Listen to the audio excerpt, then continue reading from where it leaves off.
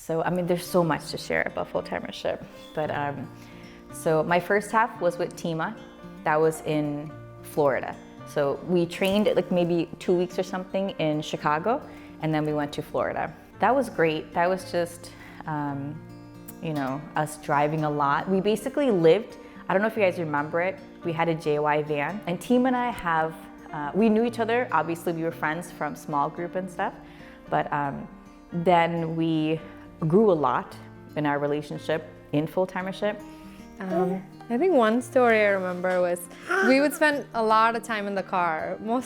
When I think about my time with Katie, I think every week we would drive to Milwaukee. One road trip I specifically remember, we were driving maybe down to Tampa or something from Chicago, and then the car starts like skidding on the ice. We didn't realize that there was ice.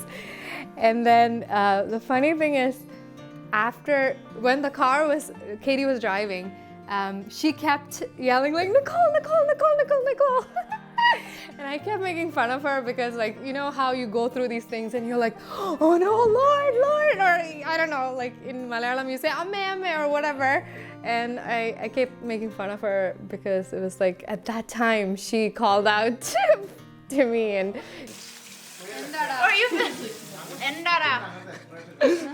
That's how much food you eat when you're JY full-time. It's so amazing. I know, I'm telling you, it's my favorite candy. It's so good. This thing is my favorite candy. I can eat 45 million of it. So I think one thing kind of inspired me very much was we had a very long road trip from Florida to Chicago. I think it was like a national leaders gathering or something that we were going to. And Eben had driven a significant amount of time. I wasn't feeling well. He drove like practically most of it. There was about an hour left. We made like a pit stop. I come back, and you know how most of us struggle with the JY prayer, right? Eben is sitting there with the JY prayer in his hand, but he fell asleep while doing it. He kind of just like keeled over, and he was like laying in the back seat with the JY prayer, like eyes closed. But I found it very inspiring that he was so tired after such a long road trip.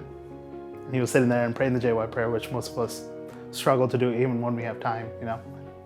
For full-timership or anyone staying at the house, you know, during that time, you would have to get up at the crack of dawn to like pray with the family.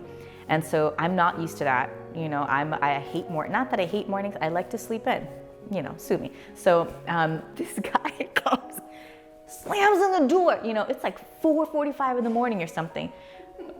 Sopna, prayer or something like that, you know, and I'm just like, Cheda, like just want to sleep, you know, like literally.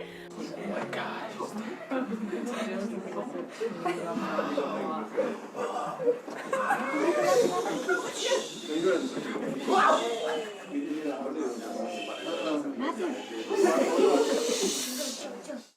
So you learn about the scriptures, you learn how to MC, how to run small prayer groups, all these different things. There's a retreat in there, and then at the end of it, usually they assign you to which place. So I had really prayed for Africa because, yeah, I was full of zeal and wanted to go to the hardest place, and Africa seems like the hardest. And then it's just like, please, please, please assign me to Africa. But then, of course, they also have conversations with national leaders and things like that. So they said they wouldn't send me to Africa, but they would send me to the African people of Haiti.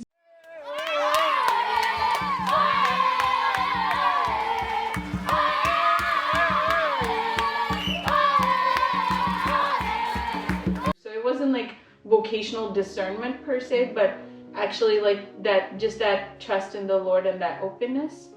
And I just remember when Father Thomas had just shared with a few of us that he received his calling to the priesthood.